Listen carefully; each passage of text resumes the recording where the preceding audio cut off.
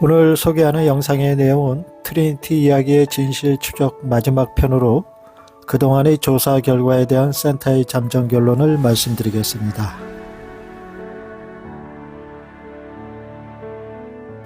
이 사건은 1945년 8월 16일 미국 최초의 핵실험인 트리니티 실험이 시행된 장소 근처에서 일어났다고 목격자는 전했습니다. 핵실험의 영향이 UFO의 활동을 끌어들였을 가능성이 있다는 주장이 제기되기도 했습니다. 당시 2명의 어린 나이의 소년들이 성인이 된 후 자신의 목격담을 공개했으며 금속성의 비행물체와 외계 생명체를 목격했다고 주장했습니다. 그러나 이들의 증언은 시간이 많이 흐른 후 공개되었기 때문에 신뢰성에 의문이 제기되어 왔습니다. 트리니티 UFO 추락 사건에 대한 공식적인 기록이나 정부 보고서는 발견되지 않았습니다. 트리니티 이야기는 전적으로 개인들의 증언에 의존하고 있었습니다. 대부분의 과학자들과 전문가들은 이 사건을 전설 또는 과장된 이야기, 조작 가능성이 있는 픽션으로 간주하고 있습니다. 반면 일부 연구자들과 대중은 이를 실제한 사건으로 받아들이거나 더 많은 조사가 필요하다고 주장하기도 합니다. 센터는 이 트리니티 UFO 충돌 이야기 진실 추적을 위해 조사된 여러 자료의 검토와 자체적인 자료 분석을 기반으로 다음과 같은 잠정 결론을 내리게 되었습니다. 트리니티 UFO 충돌 이야기를 맨 처음 전한 사람은 호세 파딜라와 레미 바카로 2003년 이 두 사람을 취재 인터뷰한 벤 모펫 기자의 인터뷰 기사화로 세상에 처음으로 알려지게 되었습니다. 그런데 나중에 벤 모펫은 트리니티 이야기의 신뢰성에 의문을 던지며 회의적인 입장과 본인은 단지 그들의 이야기를 녹음했을 뿐 지지하지 않는다는 분명한 의사를 밝혔습니다. 그의 입장은 한마디로 트리니티 이야기는 두 사람이 말에 의존한 것일 뿐 실제한 사건이라고 믿을 만한 객관적인 증거가 없는 진실성이 결여된 허구 이야기라는 것을 암시하고 있습니다.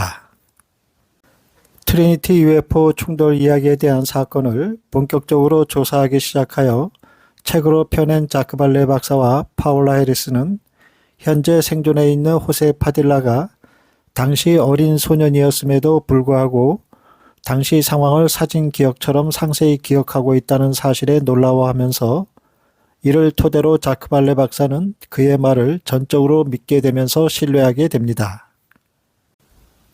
그러나 이 사건 이야기를 철저하게 조사한 더글라스 딘 존슨 씨 조사 기록에 따르면 호세 파딜라의 진술 내용은 상당수가 거짓임이 밝혀지게 되며 심지어 그는 아들의 증언에서도 아버지는 병적인 거짓말쟁이라는 오점을 남겼습니다. 트리니티 UFO 이야기는 로스웰 사건에서 도용된 이야기가 많이 포함되었고 UFO 연구가들 사이에서도 혹평을 받았습니다. 동시 목격자로 알려진 레미 바카의 경우 이 사건의 이야기로 막대한 이익을 얻기 위해 노골적으로 엄청난 액수의 돈을 제시하게 되는데 그는 이야기에 대한 대가로 25만 달러와 금속 조각에 대한 대가로 25만 달러, 총 50만 달러라는 거액을 제안하기도 했습니다.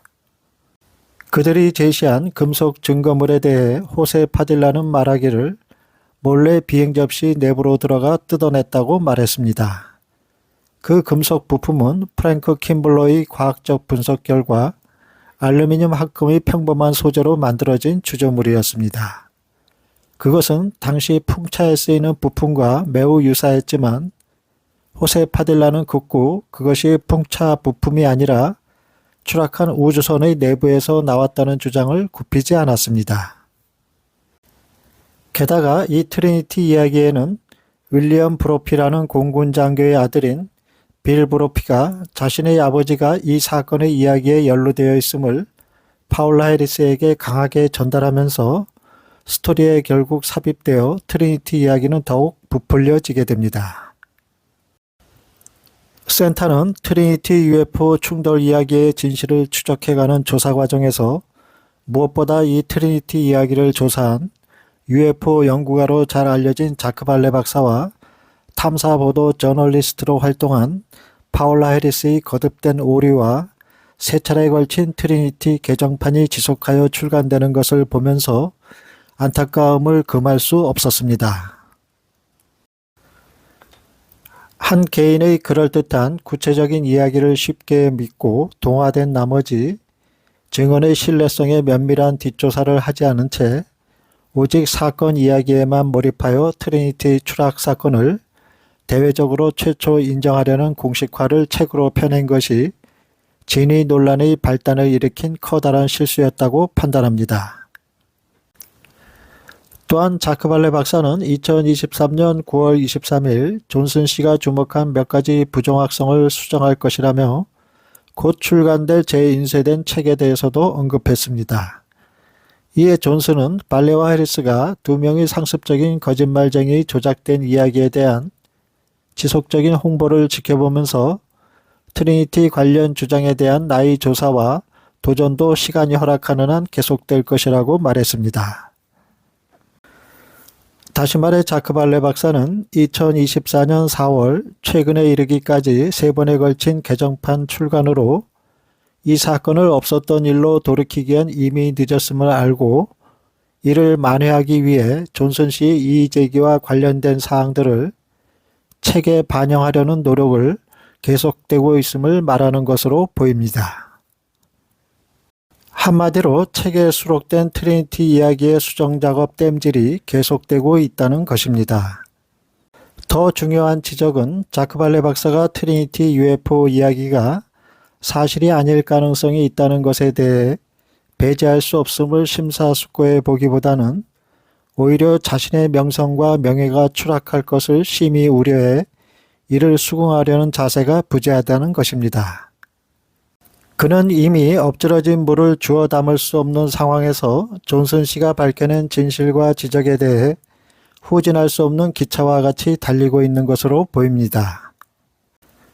파울라 해리스는 금속 부품에 대한 전문가의 분석 견해를 받아들이기보다는 오히려 상반된 엉뚱한 주장을 했습니다. 그녀는 이 트리니티 이야기가 사실이라고 굳게 믿고 있는 것으로 보이며 이를 홍보하려는 노력을 계속해서 진행하고 있습니다. 센타는 그녀가 트리니티 UFO 이야기에 대한 조사 요청을 자크 발레 박사에게 전달했을 때 목격자로 알려진 두 사람에 대한 모든 진술에 중립을 지키고 철저히 조사할 것을 권고했더라면 이처럼 거센 논란의 도마 위에 올려져 재단이 되지 않았을 것으로 생각합니다. 결국 두 조사관은 로스웰 UFO 추락 사건 이야기를 빼닮은 또 다른 가상의 UFO 추락 이야기에 깊이 매료되어 실제했던 사건으로 인식하고 호세 파델라의 진술에 깊이 빠져들게 되었습니다. 트리니티 UFO 추락 사건 이야기는 구체적인 물리적 증거와 객관적인 기록의 부재, 과학적인 증명을 뒷받침할 만한 근거가 부족함에 따라 이는 미스터리와 논쟁의 여지가 있는 주제로 남게 되었습니다. 센타는 최종 트리니티 UFO 충돌 사건의 이야기가 진실에 가깝기보다는 허구의 이야기일 가능성이 매우 높다는 판단을 내리면서 픽션 스토리로 잠정 결론을 내립니다. 지금까지 관심 있게 시청해 주신 구독자분들과 시청자 여러분께 감사드립니다. 고맙습니다.